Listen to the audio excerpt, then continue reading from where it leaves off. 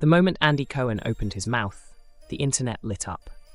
Known for his sharp wit and unapologetic candor, the Bravo host didn't hold back when addressing Kim Davis, the former Kentucky county clerk, who made headlines in 2015 for refusing to issue marriage licenses to same-sex couples.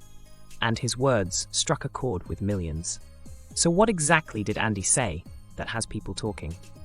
Let's dive into it. Kim Davis has long been a polarizing figure. 10 years ago, she defied the US Supreme Court's landmark ruling in Obergefell v. Hodges, which legalized same-sex marriage nationwide. Please like and subscribe to our channel. Davis refused to issue marriage licenses, citing her religious beliefs, and ultimately spent 5 days in jail for contempt of court. Despite her release, her actions cemented her as a symbol of resistance to LGBTQ rights, and to this day, she hasn't backed down. In fact, she's once again petitioning the Supreme Court, hoping to see the decision overturned. But Andy Cohen wasn't about to let her walk away unchallenged. In a fiery response, Cohen turned the spotlight back on Davis herself, exposing what many have pointed out as blatant hypocrisy. "Lady," he said, "you've been married 4 times to 3 different people, reportedly getting pregnant with husband number 3 while still married to husband number 1, and you want to lecture us on the sanctity of marriage?"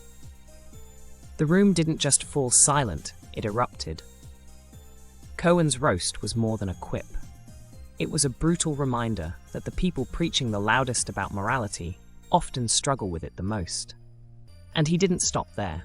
With his trademark mix of sass and sharp commentary, Andy added, "How about you take your high body count hair, bigoted bump itself to therapy, to figure out your relationship issues before you try to nuke our basic civil rights? Overturn this, lady." He punctuated the moment with a pointed middle finger, leaving no room for interpretation. For Cohen, this wasn't just about throwing shade. As the first openly gay host of an American late-night talk show, Andy knows the weight of representation. His words echoed the frustration of countless LGBTQ Americans who have spent years fighting for rights that others take for granted. It wasn't simply a clapback, it was a defense of hard-won freedoms. Meanwhile, Kim Davis's personal life paints a complicated picture. She first married at just 18 years old, divorced a decade later, and within months had twins with another man. She married again in 1996, divorced in 2006, then briefly married the father of her twins before divorcing again in under a year. By 2009, she remarried her second husband, Joe Davis, and the two remained together. To critics, this messy history stands in stark contrast to her claim of protecting the sanctity of marriage. And the public agreed with Andy Cohen's take. Social media quickly flooded with praise, with one user writing, "Thank you, Andy. She needed a lecture." Another added, "As the saying goes, people who live in glass houses shouldn't throw stones." Others called out the hypocrisy directly, noting that someone with such a turbulent personal history shouldn't be dictating who is or isn't worthy of marriage. Whether you see it as a savage takedown or a justified defense, Andy Cohen's words cut to the core of the debate. Who gets to define marriage, and why?